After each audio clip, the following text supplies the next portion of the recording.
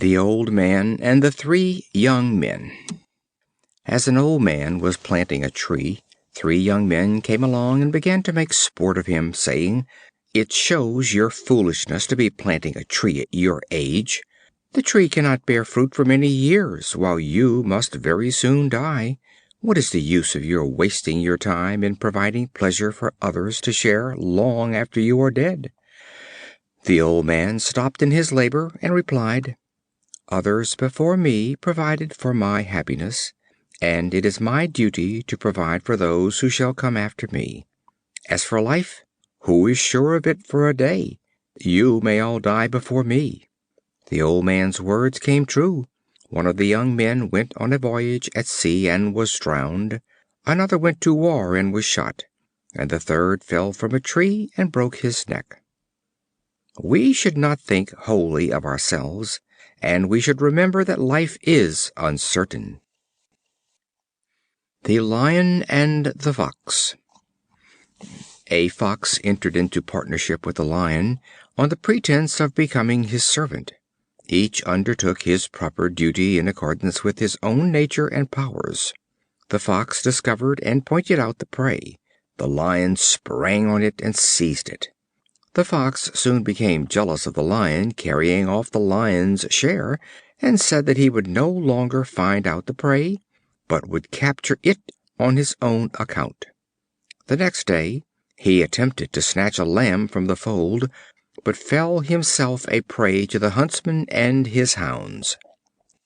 Keep to your place if you would succeed. The Horse and the Stag.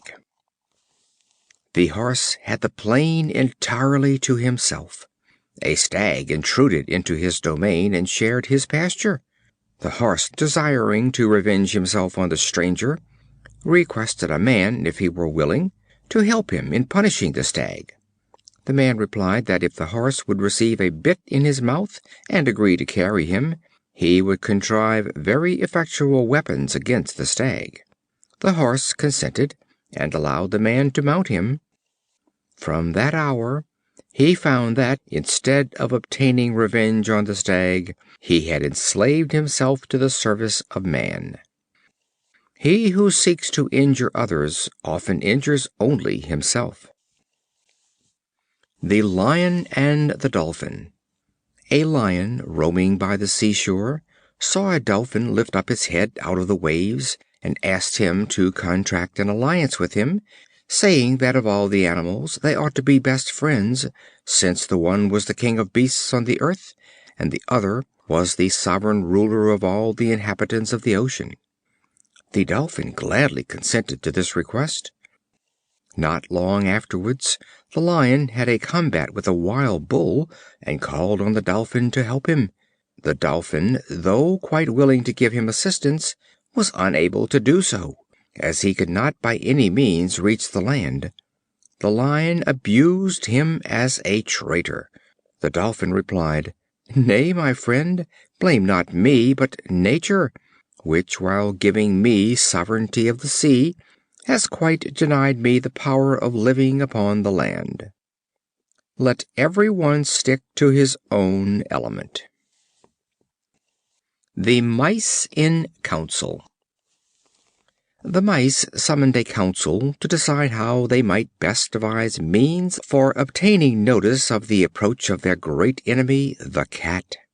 Among the many plans devised, the one that found most favor was the proposal to tie a bell to the neck of the Cat, that the Mice, being warned by the sound of the tinkling, might run away and hide themselves in their holes at his approach. But when the Mice further debated who among them should thus bell the Cat, there was no one found to do it.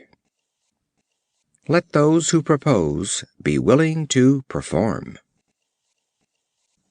The Camel and the Arab. An Arab camel driver, having completed the lading of his camel, asked him which he would like best, to go uphill or downhill. The poor beast replied, not without a touch of reason, "Why do you ask me? Is it that the level way through the desert is closed?" The Fighting Cocks and the Eagle. Two gamecocks were fiercely fighting for the mastery of the farmyard. One at last put the other to flight. The vanquished cock skulked away and hid himself in a quiet corner. The conqueror, flying up to a high wall, flapped his wings and crowed exultingly with all his might. An eagle, sailing through the air, pounced upon him and carried him off in his talons. The vanquished cock immediately came out of his corner and ruled henceforth with undisputed mastery. Pride goes before destruction. The Boys and the Frogs. Some boys, playing near a pond, saw a number of frogs in the water and began to pelt them with stones. They killed several of them, when one of the frogs, lifting his head out of the water, cried out, "Pray stop, my boys! What is sport to you is death to us." What we do in sport often makes great trouble for others. The Crab and its Mother. A Crab said to her son, "Why do you walk so one-sided, my child? It is far more becoming to go straight forward." The young Crab replied, "Quite true, dear mother, and if you will show me the straight way, I will promise to walk in it."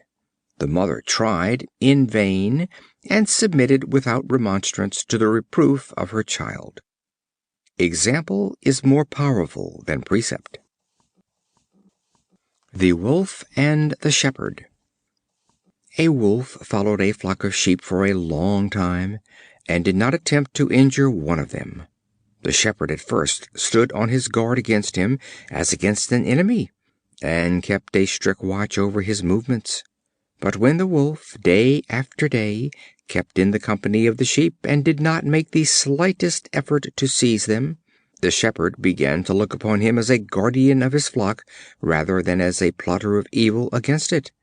And when the occasion called him one day into the city, he left the sheep entirely in his charge. The Wolf, now that he had the opportunity, fell upon the sheep and destroyed the greater part of the flock. The shepherd, on his return, finding his flock destroyed, exclaimed, "I have been rightly served. Why did I trust my sheep to a wolf?" An evil mind will show in evil action sooner or later. The Man and the Lion. A Man and a Lion traveled together through the forest. They soon began to boast of their respective superiority to each other in strength and prowess. As they were disputing, they passed a statue carved in stone, which represented a lion strangled by a man. The traveler pointed to it and said, "See there, how strong we are, and how we prevail over even the king of beasts." The Lion replied, "This statue was made by one of you men. If we lions knew how to erect statues, you would see the man placed under the paw of the lion." One story is good till another is told. The Ox and the Frog. An Ox, drinking at a pool, trod on a brood of young frogs and crushed one of them to death. The mother, coming up and missing one of her sons, inquired of his brothers what had become of him. "He is dead, dear mother, for just now a very huge beast with 4 great feet came to the pool and crushed him to death with his cloven heel." The Frog, puffing herself out, inquired if the beast was as big as that in size. "Cease, mother, to puff yourself out," said her son, "and do not be angry, for you would, I assure you, sooner burst than successfully imitate the hugeness of that monster." Impossible things we cannot hope to attain, and it is of no use to try. The Birds, the Beasts, and the Bat. The Birds waged war with the beasts, and each party were by turns the conquerors. A Bat, fearing the uncertain issues of the fight, always betook himself to that side which was the strongest. When peace was proclaimed, his deceitful conduct was apparent to both the combatants. He was driven forth from the light of day, and henceforth concealed himself in dark hiding places, flying always alone and at night. Those who practice deceit must expect to be shunned.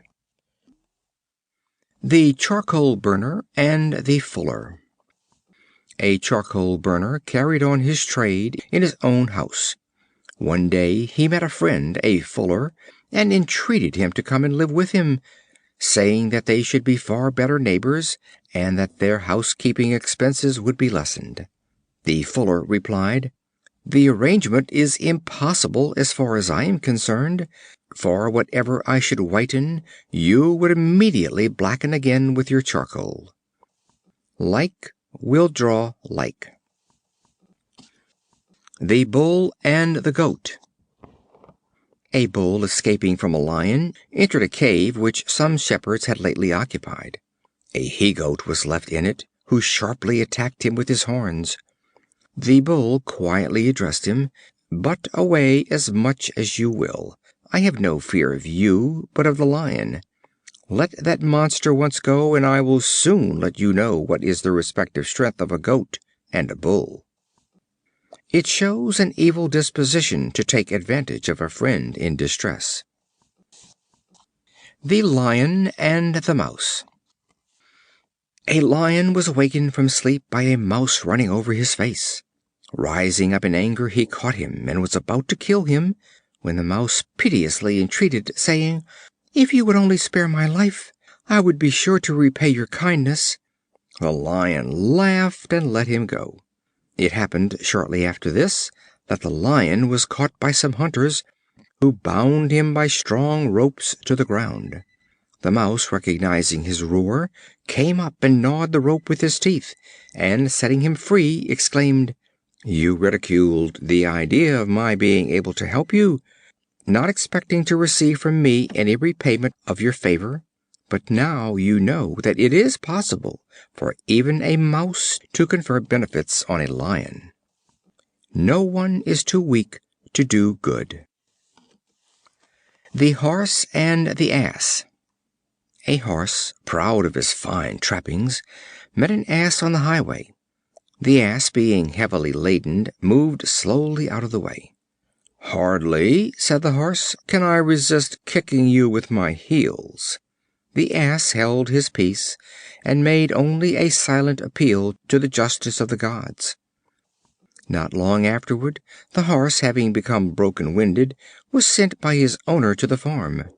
The Ass, seeing him drawing a dung cart, thus derided him, "Where, O boaster, are now all thy gay trappings, thou who art thyself reduced to the condition you so lately treated with contempt?" The Old Hound. A Hound, who in the days of his youth and strength had never yielded to any beast of the forest, encountered in his old age a boar in the chase. He seized him boldly by the ear, but could not retain his hold because of the decay of his teeth, so that the boar escaped. His master, quickly coming up, was very much disappointed, and fiercely abused the dog. The Hound looked up and said, "It is not my fault, master. My spirit was as good as ever, but I could not help mine infirmities. I rather deserve to be praised for what I have been than to be blamed for what I am." No one should be blamed for his infirmities. The Crow and the Pitcher. A Crow, perishing with thirst, saw a pitcher, and hoping to find water, flew to it with great delight. When he reached it, he discovered to his grief that it contained so little water that he could not possibly get at it. He tried everything he could think of to reach the water, but all his efforts were in vain. At last he collected as many stones as he could carry, and dropped them one by one with his beak into the pitcher, until he brought the water within his reach, and thus saved his life. Necessity is the mother of invention. The Ass eating thistles. An ass was loaded with good provisions of several sorts, which in time of harvest he was carrying into the field for his master and the reapers to dine upon. By the way he met with a fine large thistle, and being very hungry, began to mumble it, and while he was doing so he entered into this reflection: how many greedy epicures would think themselves happy amidst such delicate viands as I now carry! But to me this bitter, prickly thistle is more savory and relishing than the most exquisite and sumptuous banquet. Let others choose what they may for food, but give me, above everything, a fine juicy thistle like this, and I will be content.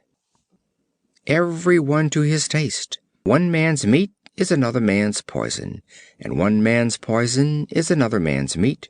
What is rejected by one person may be valued very highly by another. End of Section 3.